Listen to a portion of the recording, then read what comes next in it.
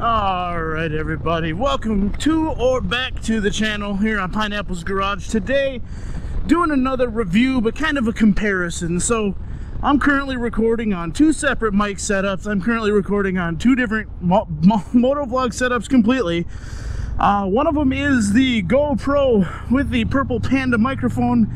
Pretty common, pretty standard. You can find people talking about doing that setup pretty much anywhere on YouTube. But the other one is actually the Shockwave 2.0 system in my Ruroc 2.0 helmet. Now, familiar with the motovlog last year, that's pretty much exclusively how I recorded.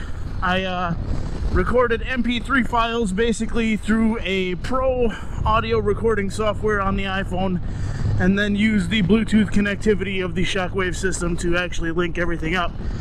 Kept everything pretty clean, pretty neat. If you're not familiar with the Ruroc 2.0 and the Shockwave system, it's not the best system out there. It is definitely one of the most unique. It allows for a little bit of flexibility, I guess. Keeps everything pretty slick because it's actually integrated into the Ruroc helmet. The Ruroc helmet itself is not exactly quiet. I've been told by many people it is among one of the louder full-face helmets available on the market. Like I said in my previous review of it on Tactical Pineapple channel, I didn't really know the difference because it is my first full-face helmet. Everything prior to that had been half helmet or no helmet. And, you know, it didn't bug me coming into a louder helmet. Now, I will say I've done a lot to my helmet to make it quieter. So, for complete open and honesty, I do want to go over some of the modifications that I've made to the helmet to make this thing a little quieter. Some of the changes that I've done that maybe wouldn't be considered standard in the Ruroc helmet or the Shockwave system. So, first and foremost, if you got an early release on the Shockwave 2.0, which I originally did, the microphone and headphone setups were kind of janky. They weren't great. They did upgrade them before they even went to the Ruroc 3.0 helmet. That ended up making a big difference, but I only found out because I actually broke the microphone at some point off of the connection system, and then when I contacted their customer service, kudos to them, by the way, they literally just sent me a replacement. I didn't have to pay for shipping or anything like that. They didn't want anything back. They didn't ask for any pictures. They just sent me a new Shockwave microphone and headphones setup, basically. Not the whole Shockwave, just the you know, the speaker and microphone components. So when I got that, though, they did indicate that it is a new system and new drivers, so I needed to upgrade my firmware. That meant pretty much nothing. It did, however, change the sound settings, so the headphones are a little bit louder, and I do believe that the microphone is actually of a higher quality. I may be wrong on that completely, but it does seem like it is. It could have just been software, firmware that actually made a difference. I don't know. That being said, now the internals of the helmet are very loud. There's no way to close off a lot of the plugs. The only plugs that you can close off are the ones that are directly in the front. Those vents will close pretty easily, but everything else is open, and there's no way to stop them from being open. That being said, I also didn't want to completely close them off because full-face helmets are warm as shit in the summer. So I did want to keep some of the airflow, just wanted to kind of muffle the noise.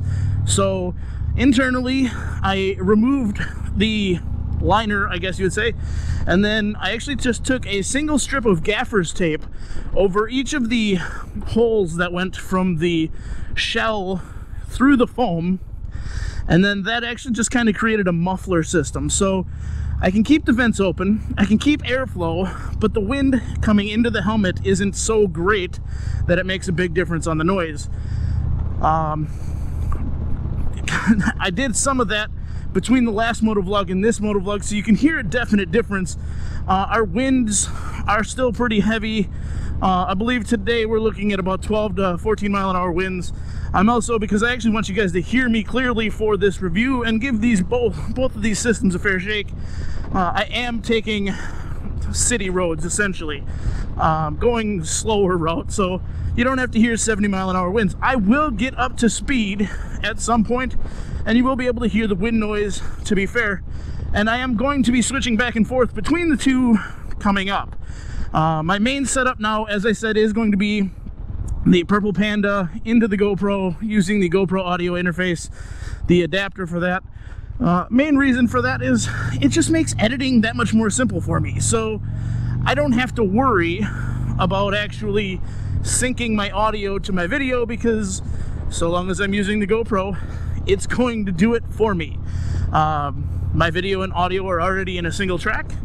I can set up my GoPro to record the audio, and we're good to go. So I don't need to worry about that whole initial process of clapping my hands or doing something stupid to signify where the audio and video come together. Now, that being said, obviously this one I did because I want the audio to sync, and then I'm actually just going to switch between the two, hopefully seamlessly.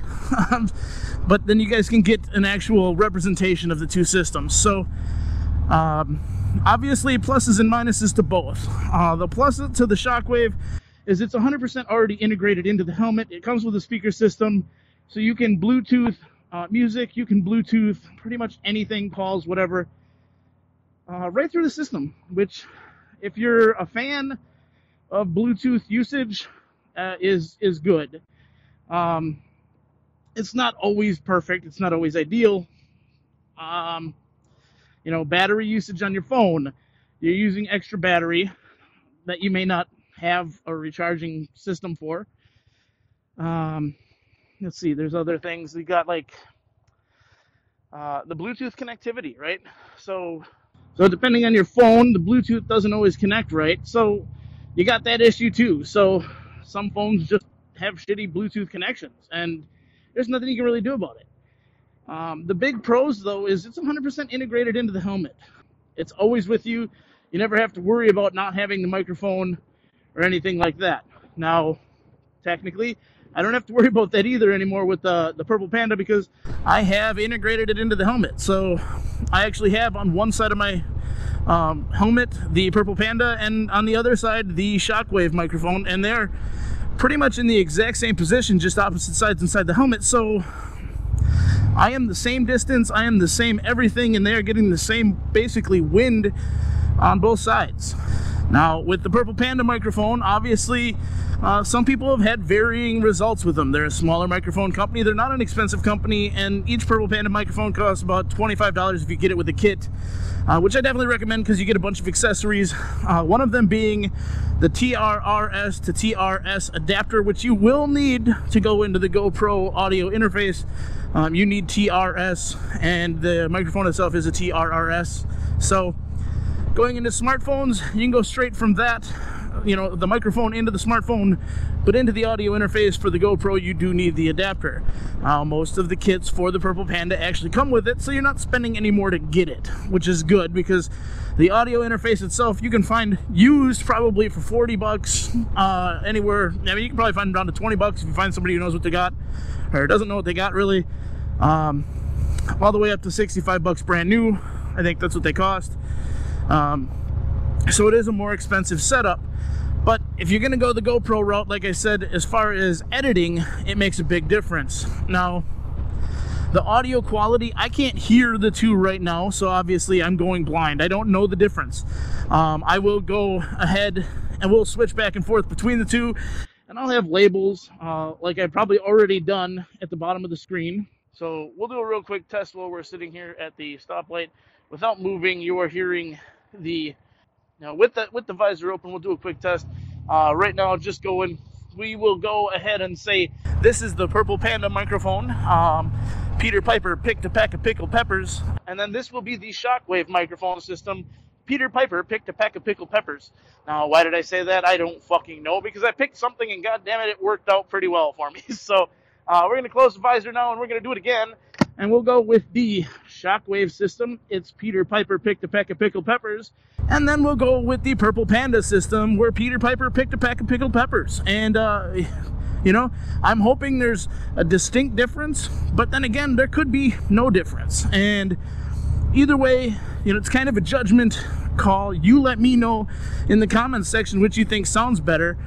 But I think as far as carrying on and continuing to do the motovlogs, as far as ease of editing, the GoPro mic adapter settings and that setup itself is just cleaner for me. It makes more sense that I'm not burning up my cell phone battery. I can also leave my Shockwave system connected to my phone where I'm not actively in a call, kind of standby mode. And then if I do get a call, I can take it, which is also another benefit. Now, I'm not a huge fan of making phone calls or taking phone calls while I'm riding. It's kind of the point of the ride. So oftentimes I don't have the Shockwave system turned on at all. The other thing is constantly remembering to plug your motorcycle helmet in. So now the Shockwave system does have a pretty good battery life, but you do have to plug it in from time to time, and that can be cumbersome, right? You got to bring your whole helmet into your house and plug it in, or you got to have a USB charging system set up at your motorcycle to do it. Now, depending on who you are, how often you ride, that could be problematic. You could drain your battery if you're trying to do that kind of charging. Now, I just bring it into the house, I plug it in. Typically, I do it while I'm at work sometimes.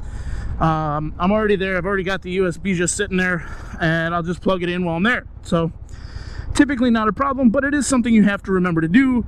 Whereas with the Purple Panda, you only have to remember to plug in your GoPro. Now, the negatives of the GoPro, obviously, everybody has these issues. If you do quick record, there's a 50-50 chance your microphone will not be picked up, and you will have shitty audio and not know it until after you're done recording, unless you do a test record. Something I learned from Blockhead: do a test record. 97% success rate if you don't hit the fast record button, but there's still that 3% chance you can fuck it up, and it could be a really goddamn good video.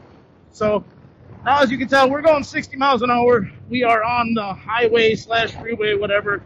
The wind is obviously more prominent here.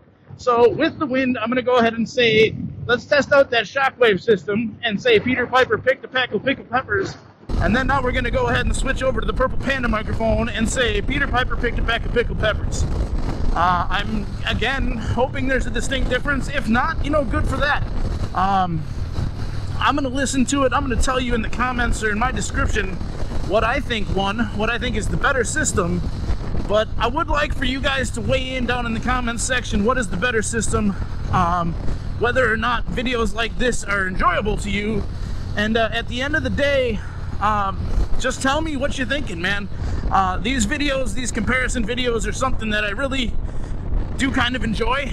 If I got the stuff, it makes it even better. So, please bear in mind, this is, again, the Ruroc 2.0 Atlas helmet and the Ruroc 2.0 Shockwave system. Do not judge the Ruroc 4.0 and the new Shockwave system based on what you're hearing here. From what I understand, the 4.0 is much quieter of a helmet. The 4.0 Shockwave system, I don't know if it's any different. I'm assuming they've upgraded that as well. I know they've changed the way that it mounts in the helmet to a magnetic clip instead of screwed in. I don't know if there's any other like minor changes that have made that better. So do not judge this audio quality in making your decision on the Ruroc 4.0 helmet or the 4.0 Shockwave. I definitely would recommend the Shockwave if you are into Bluetooth connectivity in your helmet. There are other devices as well, the Senas, those things like that. I've not tested those. The Cardo Pack Talks, the different things there. The benefits of those over the Shockwave, though, may outweigh it as well. The cost of the Shockwave is another detriment, but if you're already paying the amount for a helmet that you pay for the Shockwave or the Ruroc, you may as well just get the Shockwave as well. If you're into that thing. If you've already got the Cardos or you've already got those other Bluetooth devices, probably just stick with them. They have some other options that make them better, in my opinion, specifically when it comes to group rides and actually connectivity to other people via Bluetooth connection, via Wi-Fi connection, however it's done. which makes things a little bit easier for that. You do not get that with the Shockwave. I know they were talking about doing something that connects with bikers. From what I understand right now, it's just an app that puts you in touch with people local to you. It doesn't really connect you with the Shockwave system. So until they get connectivity with other devices, I don't see it being a huge fucking benefit. But what do I know? I'm just an asshole on a motorcycle. So you do you. Let me know what you think down in the comments section. Which of these microphone systems won? Whether it was A, the Shockwave, or B, the Purple Panda setup. And until the next one, folks, stay safe. Keep it 2 wheels down and shiny side up, and we will be back again in the near future with something else that you guys can most likely tell me I'm fucking horrible at. So, peace out.